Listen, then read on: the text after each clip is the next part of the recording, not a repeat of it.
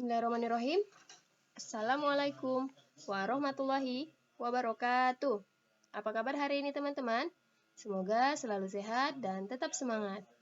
Baik teman-teman, hari ini Ustazah ingin menjelaskan mata pelajaran PKN, yaitu tentang penerapan nilai-nilai Pancasila. Namun sebelum kita mulai pelajaran hari ini, marilah bersama-sama kita melafazkan basmalah. Bismillahirrahmanirrahim. Teman-teman, sebelum kita mulai ke materi, Ustazah ingin mengingatkan kembali bahwa dalam sila Pancasila itu ada 5 ya, dengan masing-masing lambangnya. Yang pertama adalah ketuhanan yang Maha Esa dengan lambang bintang emas, kemudian kemanusiaan yang adil dan beradab dengan lambang rantai emas, kemudian persatuan Indonesia dengan lambang pohon beringin, kemudian kerakyatan yang dipimpin oleh hikmat kebijaksanaan dalam permusyawaratan perwakilan dengan lambang kepala banteng, dan keadilan sosial bagi seluruh rakyat Indonesia dengan lambang padi dan kapas.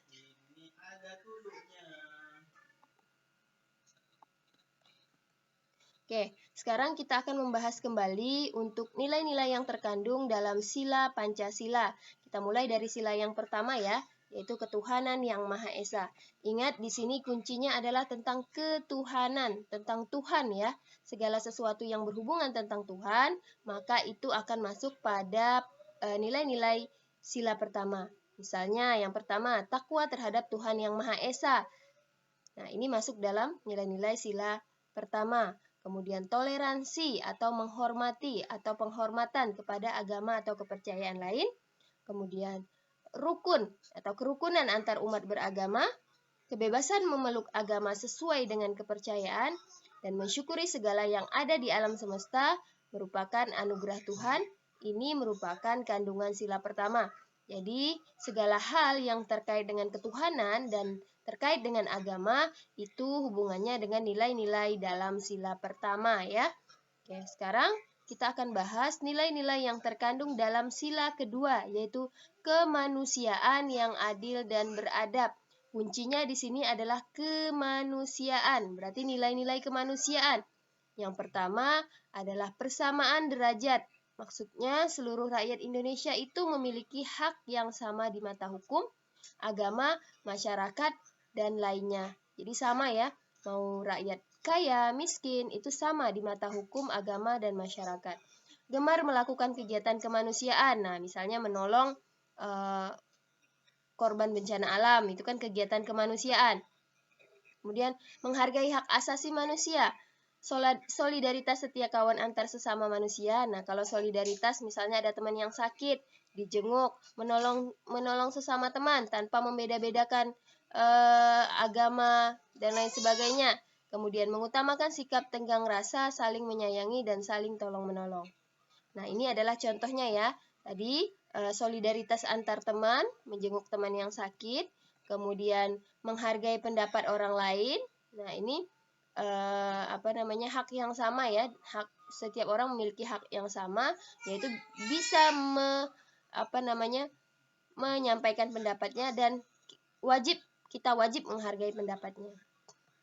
Yang kemudian adalah menolong teman yang sedang kesusahan. Ini masuk dalam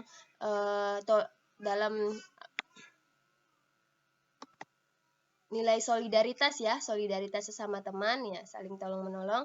Kemudian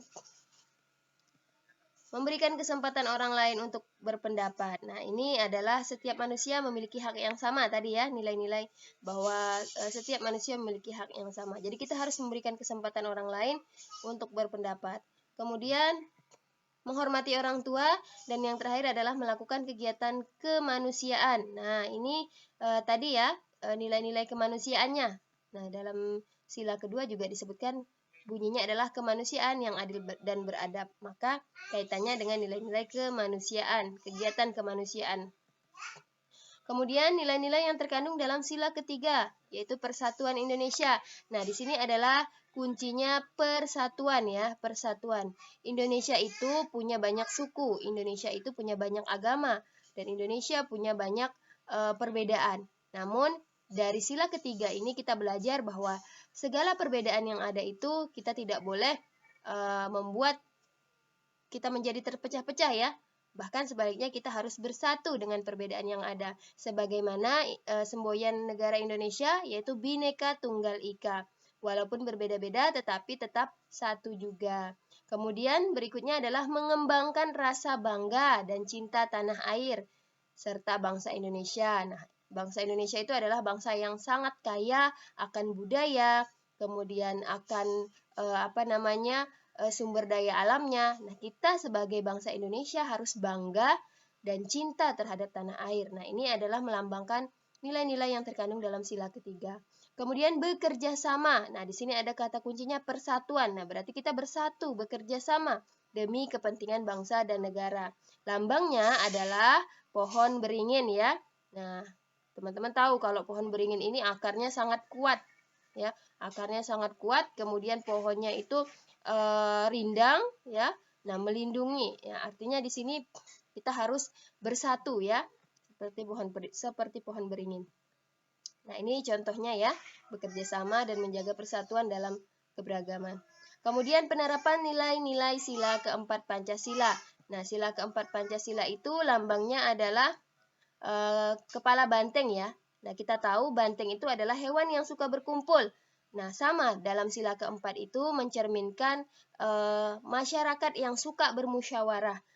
Ketika kita bermusyawarah kan kita berkumpul, saling tukar pendapat. Nah, sama banteng juga seperti itu, suka berkumpul.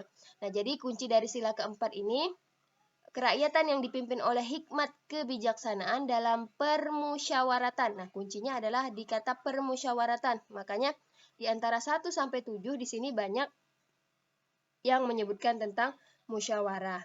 Mengutamakan musyawarah dalam mengambil keputusan tentang musyawarah ya. Musyawarah untuk mencapai mufakat. Musyawarah juga ya, menghormati dan menjunjung tinggi setiap keputusan yang dicapai sebagai hasil musyawarah, juga tentang musyawarah. Kemudian itikat baik dan rasa tanggung jawab menerima melaksanakan hasil keputusan musyawarah, masih tentang musyawarah. Dan yang keenam, musyawarah dilakukan dengan akal sehat. Nah, masih tentang musyawarah. Jadi ini penerapan nilai-nilai sila keempat ini banyak tentang musyawarah ya. Oke. Kemudian contoh penerapan nilai-nilai sila kelima adalah keadilan sosial bagi seluruh rakyat Indonesia. Nah, jadi kita contohnya adalah di sini kuncinya adalah keadilan ya.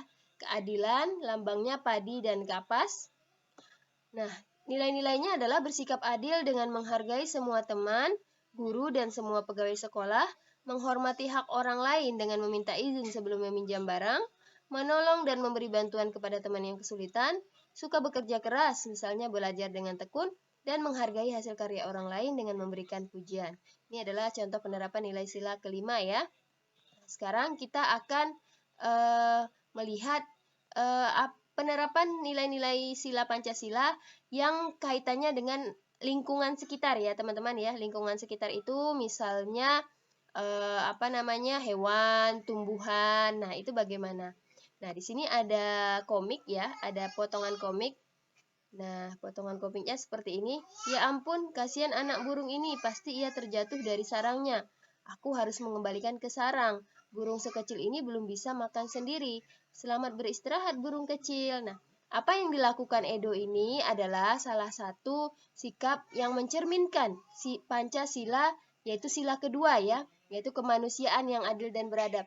Jadi nilai-nilai kemanusiaan itu tidak hanya diterapkan kepada sesama manusia, tetapi juga kepada sesama makhluk Allah yang lain, misalnya hewan. Nah, di sini Edo sudah berbuat baik ya, dengan rasa kemanusiaannya ia menyelamatkan burung yang terjatuh. Nah, jadi berlaku adil kepada sesama manusia dan semua makhluk Allah. Ya. Jadi semua makhluk Allah kita lindungi. Ya. Jangan merasa itu adalah hewan, misalnya tidak penting kan cuma hewan. Nah, tidak boleh seperti itu ya. Kemudian hal ini merupakan cerminan sila kedua Pancasila, yaitu kemanusiaan yang adil dan beradab. Kemudian ada sebuah cerita ya. Lina memiliki seekor kucing. Ia sangat menyayanginya. Kucing Lina senang bermain. Terkadang Lina mengajaknya bermain di taman atau di halaman rumah. Kalau Lina sedang bersekolah atau sedang bepergian, kucing Lina bermain sendiri. Memanjat atap rumah, berguling atau bermain dengan bola adalah hal yang disukainya. Pagi ini Lina sangat sedih. Kucingnya terjatuh dari atap rumah.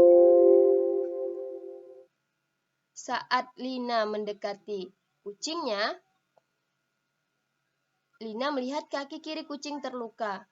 Lina panik. Tetangga Lina adalah seorang dokter hewan. Lina membawa kucingnya ke sana. Dokter hewan sangat teliti mengobati kucing Lina. Ia memasangkan perban untuk menutupi luka kucing. Setelah diobati, Lina membawa kucingnya pulang. Ia senang karena kucingnya sudah bisa berjalan kembali. Nah, dari cerita ini mencerminkan bahwa Lina telah menunjukkan kasih sayangnya ya dan empatinya kepada kucingnya. Nah, jadi kita menyayangi itu tidak hanya sesama manusia, tapi sesama semua makhluk Allah termasuk hewan. Nah, ini merupakan pengamalan sila kedua Pancasila.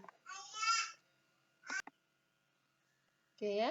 Kemudian, nah ada beberapa hal lain yang merupakan contoh penerapan sila Pancasila dalam menyayangi hewan. Misalnya, menyayangi hewan sebagai makhluk ciptaan Tuhan. Nah, ini kita kaitkan dengan ciptaan Tuhan ya. Kita menyayangi hewan karena kita menyayangi hewan, ini kaitannya dengan makhluk ciptaan Tuhan. Ini adalah sila pertama ya. Kemudian, merawat dan menjaga hewan sebagai tanda syukur kepada Allah. Nah, ini kita melakukan atau menjaga hewan itu karena kita bersyukur kepada Allah. Ini juga sila pertama ya. Nah, ini kaitannya dengan ketuhanan ya, ketuhanan. Kemudian merawat hewan yang sakit. Nah, ini sila kedua sebagai rasa kemanusiaan kita ya. Karena sila kedua itu kan kemanusiaan yang adil dan beradab. Kemudian memiliki kebanggaan terhadap hewan-hewan asli Indonesia yang unik dan beragam. Nah, ini sila ketiga ya. Sila ketiga itu persatuan Indonesia. Salah satu nilai yang terkandung dalam sila ketiga adalah kita memiliki rasa bangga terhadap kekayaan Indonesia, terhadap negara Indonesia. Nah, salah satu kekayaannya adalah Indonesia itu punya hewan-hewan yang unik dan beragam. Nah, sudah sepatutnya kita bangga akan hal itu. Ini merupakan pengamalan sila ketiga. Melaksanakan kewajiban dan hak kita dalam menyayangi hewan di sekitar kita. Nah, ini kaitannya dengan hak dan kewajiban ya. Merupakan pengamalan sila keempat. Dan yang terakhir, membagi tugas merawat hewan dengan adil. Keadilan sosial. Nah, harus adil ya. Dalam membagi tugas dan merawat hewan harus adil. Itu merupakan sila kelima. Baik teman-teman, insya Allah itu saja yang bisa Ustazah sampaikan. Terima kasih untuk teman-teman yang sudah menyaksikan. Semoga apa yang Ustazah sampaikan bisa difahami ya. Ustazah akhiri, wassalamualaikum warahmatullahi wabarakatuh.